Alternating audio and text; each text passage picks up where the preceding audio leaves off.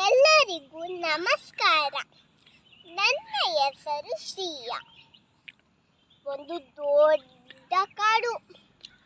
ಆ ಕಾಡಲ್ಲಿ ಒಂದು ಚಿಕ್ಕ ಮನೆಯಲ್ಲಿ ಒಂದು ಗಂಗಮ್ಮ ಇದ್ಲು. ತೊಟ್ಟಿಲಲ್ಲಿ ಅವಳ ಕಂದಮ್ಮ. ಒಂದು ಮುಂಗುಸಿ ಕೂಡ ಇತ್ತು.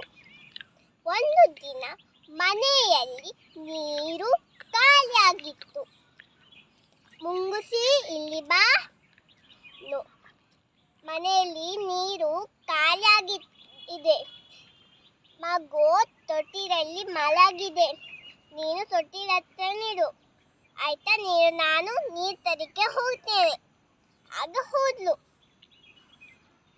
ಒಂದು ದೊಡ್ಡ ಹಾವು ಮನೆಗಳಿಗೆ ಬಂತು. ಆಗ ಮುಂಗುಸಿ ನೋಡಿತು.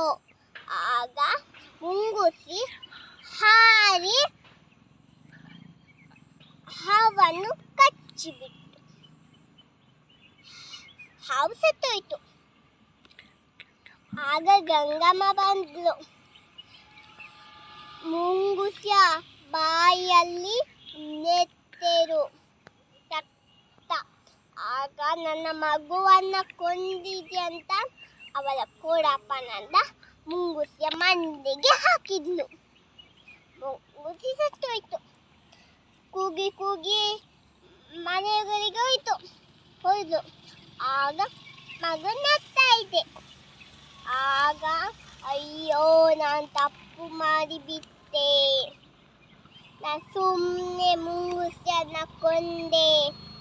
ಈ ಬಾರಿಯ ನೀತಿ ಹೇಳಿದ್ದು ಸುಳ್ಳಾಗಬಹುದು, ನೋಡಿದ್ದು ಸುಳ್ಳಾಗಬಹುದು.